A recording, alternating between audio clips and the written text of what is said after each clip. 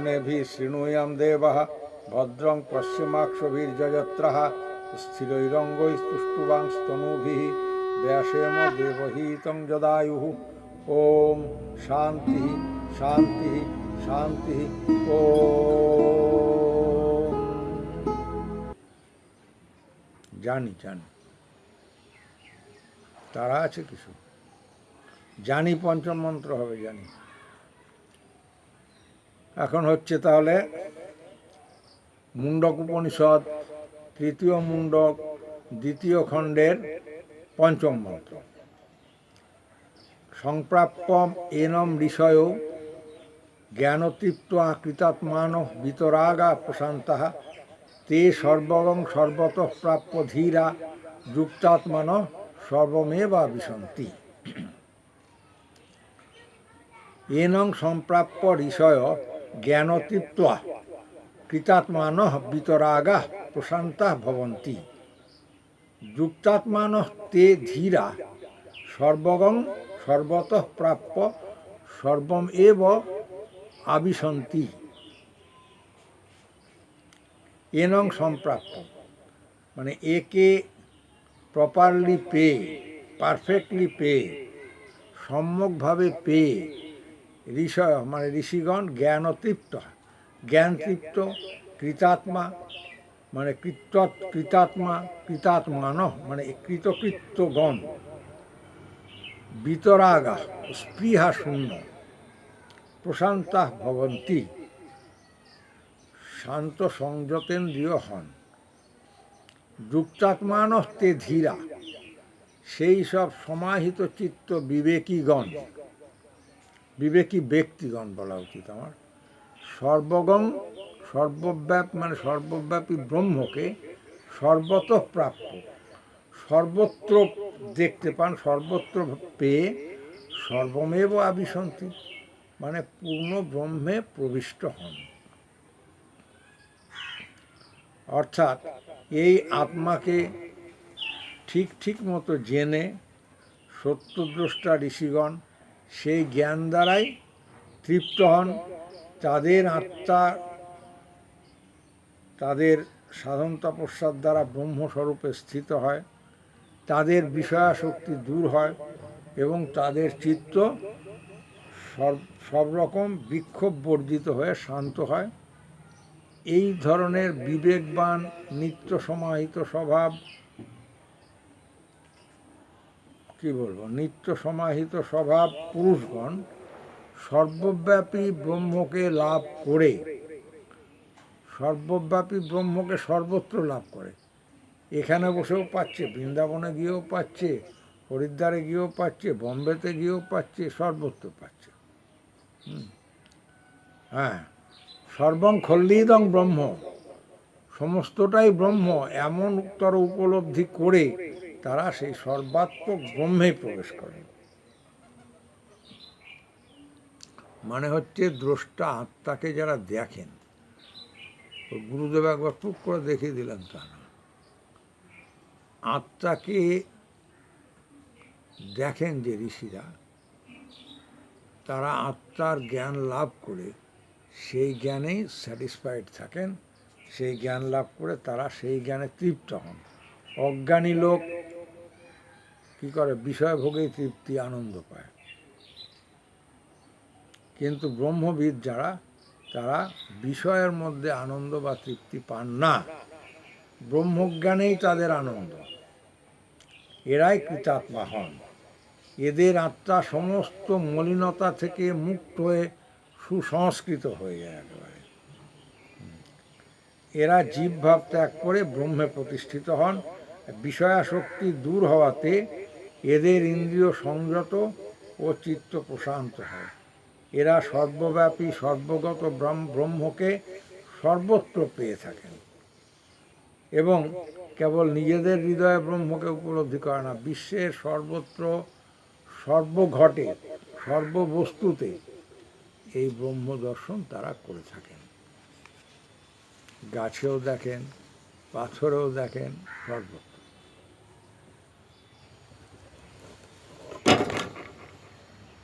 এটাই বলছিলাম। কম নেই, বুদ্ধি নেই।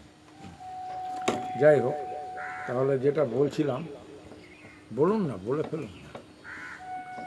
প্রায়ই তো বলছি এসব কথা, এর আগের দিনই তো বললাম আত্মাতে স্ত্রী পুরুষ নেই, আবার সেই একই কথা ঘুরে ফিরে। বেশ, তো লিখছেন তো লিখুন, আমি লাস্টে কম্প্যাক্ট বলে দেবো, অসুবিধা কি। এই শ্লোকে, এই মন্ত্রে কি উপায়ে ব্রহ্মালয়ে গতি হবে সেটা বলা হয়। ব্রহ্মের স্বরূপ অবলম্বনে, ব্রহ্মস্বরূপে সঙ্গ করে, ব্রহ্মভাব লাভ করে, সর্বত অবস্থিতি সম্পন্ন হয়ে জ্ঞান বিজ্ঞান উভয় ভাবকে অতিক্রম করে ব্রহ্ম হয়ে ব্রহ্মালয়ে গতি হয়। আরে আমরা যে সুখ উপভোগ করি সেটা তো আমাদের ইন্দ্রিয়ের বিষয়, ইন্দ্রিয় সংযোগ আর তদ্বুদ্ধি ভরতের স্বরূপ। আমাদের বিষয়ের সঙ্গে ইন্দ্রিয়ের সংযোগ করে যে সুখ, সেইটা অনুভূতি করি। কিন্তু সেই সুখের অনুভব কি চিরস্থায়ী হয়? একটা শখের জিনিস আজকে নিয়ে এলাম, সাদা কালো টিভি ছিল, নিয়ে এলাম, কি আনন্দ কিছুদিন, তারপর বেরোল রঙিন, আবার ওটা ফেলে একটা রঙিন টিভি নিয়ে এলাম, বেশ ঠিক আছে, আনার কিছুদিন পরে ওতে আর ইন্টারেস্ট থাকে না। চিরস্থায়ী হয়? ওই ইন্দ্রিয়ের আকর্ষণ যে কমে যায়, তখন আর বিষয়ের সুখে আসে না। এরপর টিভিটা খারাপ হবে, মিস্ত্রি ডাকো, সারা বাজে লাগবে তখন। তার মানে কি, ইন্দ্রিয়ের দ্বারা প্রাপ্ত যে সুখ, বিয়ে করলে ও নতুন নতুন হবে, তারপরে বউয়ের যখন মানে মুখ ফুটবে, প্রথমে হবে আহা পূর্ণিমার চাঁদ, প্রথমে বউ হয় চন্দ্রমুখী, কিছুদিন পরে যখন ঝগড়াঝাটি আরম্ভ করে, আমার ভাইয়ের বিয়েতে কম দামে এটা দাও, আপনি আপনার সমস্ত পিএফ টাকা তুলে তুলে শালির বিয়ে দিচ্ছেন, সেই শালি আপনাকে বাঁচতে হবে। বাস্তব কথা বলছি। তা প্রথমে আমাদের নতুন বিয়ের পর আহা তুই মেডিসিন দেখি, তো কী হয়, মেয়েরাও বিরাট করে সিঁদুর টানে, দোকানে গিয়ে জিজ্ঞেস করে সিঁদুর কাঠি আছে নাকি, পরে আর ভালো লাগে না কিছু। এক ভদ্রলোক বলেছেন, হ্যাঁ জানা না তো পহেলে চন্দ্রমুখী হয়ে যাতি হয় না, তারপরে হয় সূর্যমুখী, তারপরে কি হয় জ্বালামুখী। আগ্নেয়গিরির জ্বালামুখী দেখেছেন? সেই রকম। অর্থাৎ বিষয়ের সম্ভোগে আমাদের যে সুখ, সে সুখ কখনোই চিরস্থায়ী হচ্ছে না, হয় না। হ্যাঁ, অর্থাৎ সুখ ও রূপগতে দুঃখ। রূপ, আমাদের রূপ চিরকাল থাকে, এই তো দাঁত নেই, এ নেই, খেতে পাচ্ছি না, হার্নিয়া বেরিয়ে গেছে, কত কি হচ্ছে। হ্যাঁ হ্যাঁ, সুখ দুঃখ দুটোকে প্রত্যক্ষ করে আমরা কষ্ট পাই। বাঞ্ছিত চিরন্তন সুখ আমরা কোনোদিন পাই না। হ্যাঁ, পাবো পাবো পাবো পাবো, এরম একটা আশা করে সারা জীবন সুখের পেছনে দৌড়ে বেড়াচ্ছি, তাই না? কাল সুখ হবে, ভোরবেলা শীতকাল সুখের প্রভাত নিদ্রাকে ত্যাগ করে উঠে ঠান্ডা জলে স্নান করে ট্রেন ধরছি, ক্লান্ত শরীর নিয়ে অনেক রাত্রে যখন কলকাতার রাস্তা দিয়ে হাঁটছি, আবার এসে শুচ্ছি, কাল হবে হয়ে হবে করে করে। এখনকার লোকে তো পে কমিশন মাইনে দুটো পাচ্ছে, 110 180 স্কেলে চাকরি করলে তার, যাই হোক, তাতেও আমাদের শান্তি নেই। আপনারা যারা এখন অনেক মাইনে পাচ্ছে তাদেরও সুখে শান্তি, আরও চাই আরও চাই। হ্যাঁ, বাঞ্ছিত চিরন্তন সুখ মানুষই কখনোই প্রত্যক্ষ করে না, প্রত্যক্ষ হয়ও না, হওয়া অসম্ভব।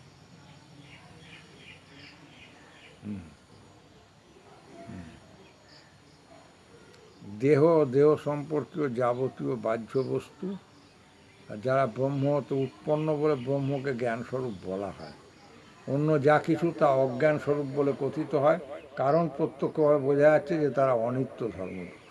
তাদের স্থিতি আগেও ছিল না, পরেও ছিল না। এই আমি আগেও ছিলাম না, পরেও থাকবো না।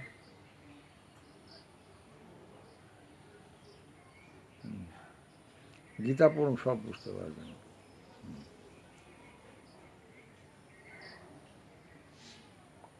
অব্যক্তাদিনী ভূতানি ব্যক্তমধ্যানি ভারত, ব্যক্তমধ্যানি চ ভারত। এই শরীর সৃষ্টির আগে পরে অব্যক্ত, আর দেখা যায় না। শুধু শরীর যতক্ষণ আছে ততক্ষণ দেখা যায় এই লোকটা। তাহলে কি বোঝা যাচ্ছে? সকলই ব্রহ্মের প্রকাশমান রূপ হতে উৎপন্ন হয়েছে। আর ইন্দ্রিয়ের আবার সঙ্গে এই যে দেহ, তার অস্তিত্ব আগে ছিল না। আর বীজস্বরূপে ব্রহ্মবীজতেই উৎপন্ন হয়েছে। দেহ দেহ সম্পর্কীয় বাহ্য বস্তু ব্রহ্ম হতে উৎপন্ন বলে ব্রহ্মকে জ্ঞানস্বরূপ বলা হয়, মাত্র বললাম। কেবল সত্যস্বরূপ ব্রহ্মের স্থিতি সদা সর্বদা আছে, সুতরাং তিনিই তিনি। হ্যাঁ, যাকে আত্মা বলে ভাবতেন অস্মিতা বোধে দেহ অবলম্বনে, তিনি ততক্ষণ ব্রহ্মতে স্বতন্ত্রভাবে ছিলেন। এখন দেহের আধিপত্য জয় করে, দেহের অহংকার জ্ঞান পরিহার করে ব্রহ্মস্বরূপ আত্মাকে লাভ করে তিনি কৃতার্থ হয়েছেন। তাই এখন সেই ঋষিদের, তাদের কথা বলা হচ্ছে, তারা সর্বাশক্তি ব্রহ্মরূপে আরোপ করে দেহ ও দেহ সম্পর্ক সুখের যে আকর, যে ইন্দ্রিয় সমূহ, তাতে বিতরাগী হয়েছেন। অশান্ত স্বভাব ইন্দ্রিয়গণের বশে যতক্ষণ ছিলাম, সে আমি অশান্ত হয়ে গেছিলাম। ইন্দ্রিয়ের ধর্ম, ইন্দ্রিয় ধর্ম হচ্ছে আমাকে বিষয় থেকে বিষয়ান্তরে নিয়ে যাওয়া এবং কষ্ট দেওয়া। সেই জন্যে ইন্দ্রিয়ের বশ্যতা পরিহার করে আত্মবশ্যই বিধে আত্মা, আত্মবশে এলে পরে প্রশান্ত হওয়া যায়। আর এই রকম প্রশান্ত ভাব লাভ করে অস্থিরতা ত্যাগ করলে সেই লোককে বলা হয় ধীর বলা হয়। শ্রীমদ্ ভগবদ্গীতায় দুটো কথা, ধীর এবং বীর। যে ধীর হয় সে বীর হয়। ধীর ভাব লাভ করলে কি হবে? আত্মসহ সর্বদা যুক্ত হবে, আত্মায় যুক্ত হয়ে থাকা যায় বলে তাদের যুক্তাত্মা বলা হয়। এখন সূক্ষ্মত্ব হেতু আত্মা তো সর্বত্রগামী। যে আত্মাকে আপনি সর্বভাবে লাভ করতে পারেন, এই আত্মা সর্বভূত মধ্যে প্রাণস্বরূপের স্থিতি আছে বলে তা আপনিও সর্বভূতে প্রবেশ করতে পারবেন। হ্যাঁ, তাহলে পঞ্চতত্ত্ব সম্যকভাবে বশীভূত হয়ে যাবে। এরপর আত্মধ্যান রূপী, ওঙ্কার রূপী, আত্মধ্যানের দ্বারা ওঙ্কার রূপী স্থির প্রাণ ক্রিয়ার মাধ্যমে সেই জ্যোতির্ময় পরমাত্মার উপাসনা করে সাধক তাকে পেয়ে থাকেন। ব্রহ্মস্বরূপ কূটস্থে, যারা কূটস্থের মধ্যে নিজের মনকে স্থির না করে না, তার কি হবে?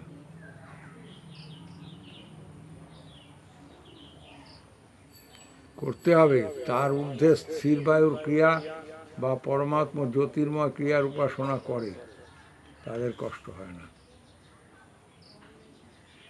প্রথমে শাক্ত হতে হয়, প্রথমে বলপূর্বক। এই যে আসন, যম নিয়ম আসন, এই অবধি তো প্রচণ্ড ক্ষত্রিয় শাক্ত একেবারে। হ্যাঁ, প্রচণ্ড পরিশ্রম করতে হয়। তারপরে যখন প্রাণায়ামের প্রথমেও প্রচণ্ড খাটনি আছে। হ্যাঁ, হ্যাঁ, অঠেন মানে বলপূর্বক। হ্যাঁ, বলাৎকারেণ গৃহ্ণাৎ, বলপূর্বক কাজ শুরু করতে হবে। তারপর পরাবস্থায় স্থিতি লাভ করলে তখন সেই স্থিত অবস্থা থেকে আর এত ক্ষত্রিয় বল বা শাক্ত হতে হবে না। ভগবান বলেছেন চাতুর্বর্ণ মায়া সৃষ্টং গুণ কর্ম বিভাগস, আমি চারটে বর্ণ গুণ কর্মভেদে সৃষ্টি করেছি। সেরকম সাধনাও চার রকম আছে, দেহ অহং, শূন্য অহং, সর্ব অহং, সর্বাতীত অহং। আবার অন্যত্র বলছেন জন্মনা জায়তে শূদ্র সংস্কারাৎ দ্বিজ উচ্চতে, সদ্গুরুর কাছে তুমি সংস্কার লাভ করে সংস্কারে দ্বিজ হলে। বেদপাঠাৎ ভবেৎ পিপ্র, বেদপাঠ করা মানে ক্রিয়া করা। ব্রহ্মজ্ঞান হলে ব্রাহ্মণ হলো। চতুর্বর্ণর কাজের ভাগ ভগবান করে দিয়েছেন। ব্রাহ্মণের কাজ জ্ঞানদান করা, তাই মস্তিষ্ক বা মাথাকে বলা হয় ব্রাহ্মণ। আর ক্ষত্রিয়ের কাজ প্রতিরক্ষা, তাই বাহু কণ্ঠের নিচে নাভির ঊর্ধ্বে পর্যন্ত যে শক্তি তাই ক্ষত্রিয়। হ্যাঁ, সকলেই জানেন প্রাণায়াম করতে হলে নাভির ওপর, তেজস্তত্ত্বের ওপর জোর দিয়ে প্রাণকর্ম করতে হয়, কারণ প্রাণের শক্তি হচ্ছে নাভিতে, মণিপুর চক্র। জানেন না? তাহলে জেনে নিন। অনেকে বলে কুণ্ডলিনী শক্তি হচ্ছে নাভিতে, তাই কি? যখন নাভিশ্বাস ওঠে তখন জানতে হবে তার দেহকে ছেড়ে দেওয়ার সময় আসছে। নাভি থেকে প্রাণ যদি ছেড়ে যায়, দেহেতে আর প্রাণ থাকবে না। যারা মরা পোড়াতে গেছে, সৎকার করে বেড়ায়, তারা দেখেছে যে নাভি কুণ্ডলীটা পুড়তে চায় না। এমনই একটা শক্ত, একটা হার্ড, মানে সামথিং লাইক মেটাল বোধ হয়, যাই হোক, এখন একটা শক্ত বস্তু সেখানে আছে। হ্যাঁ, ওটাকে শেষ পর্যন্ত গঙ্গায় বিসর্জন দেয়, কেউ বা মাটিতে পুঁতে দেয়, কেউ বা বেনারসের গঙ্গায় নিয়ে যায়। এরকম দেহের মধ্যে এই যে প্রাণ শক্তি, এই তত্ত্বগুলো জানতে গেলে আত্মকর্ম ছাড়া, প্রাণকর্ম ছাড়া অসম্ভব। যা আছে বিশ্বব্রহ্মাণ্ডে তা আছে দেহভাণ্ডে, সব কথা আমি অনেকবার বলেছি। আরও বলতে হবে, যতক্ষণ উপনিষদ পাঠ হবে না, গীতা উপনিষদ সব কিছুতে, গীতায় নেই। কি যে বলেন কে জানে, আপনাদের মতো বয়স্ক লোক এরা যদি মানে এরকম বলে। এ তত্ত্বগুলো জানতে গেলে আসলে আত্মকর্ম ছাড়া, প্রাণকর্ম ছাড়া এগুলো বুঝতে পারা অসম্ভব। খুব বিস্ময়। হ্যাঁ, দেহ তো একটা বিস্ময় বটে। দেহ আত্মার যেসব সম্পর্ক, হ্যাঁ, উঠিয়াছি চির বিস্ময় আমি বিশ্ববিধাত্রী। অর্থাৎ আমি হচ্ছে এই ধরিত্রীর উপর একটা চির বিস্ময়, প্রাণ হচ্ছে চির বিস্ময়। তাকে চোখ দিয়ে দেখে জানা যাবে না, বই পড়েও জানা যাবে না। নতু মাং সক্কসে দ্রষ্টু মনে নৈব সচক্ষুষা, দিব্যং দদামিতে পশ্যমে যোগমৈশ্বরম।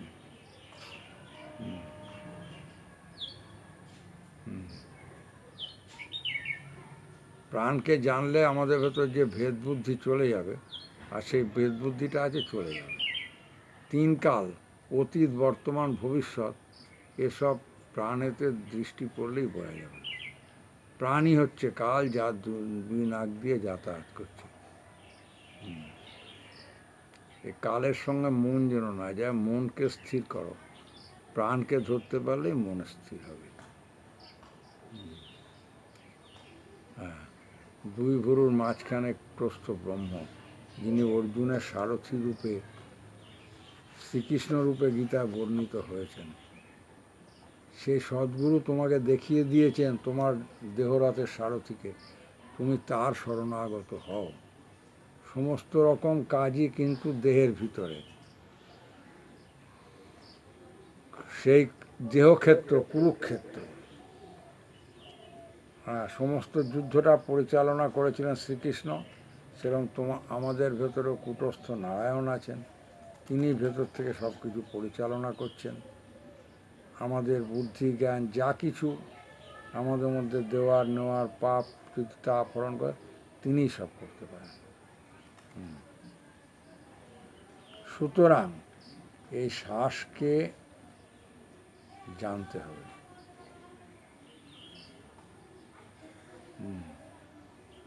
তন্ত্র হোক আর যাই হোক। হ্যাঁ, কৃষ্ণচন্দ্র আগমবাগীশ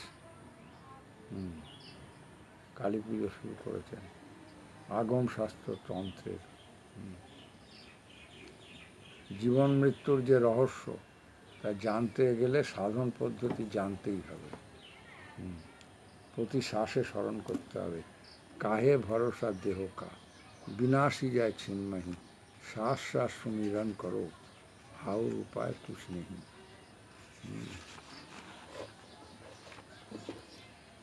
বলুন, যত বল এর কোনো শেষ নেই, যত বলা যাবে ততই বলতে হবে। প্রশ্ন লিখছেন তো? লিখবেন। তাহলে আজকের মতো এখানেই বিরাম। ঠিক আছে। ওম ভদ্রং কর্ণেভিः শৃণুয়াম দেবাः, ভদ্রং পশ্যমাক্ষভির্যজত্রাः, স্থিরৈরঙ্গৈতুষ্টুবাংস্তনূभिः, ব্যাসেম দেবহিतं যদাयुः। ওম শান্তি শান্তি শান্তি। ওম।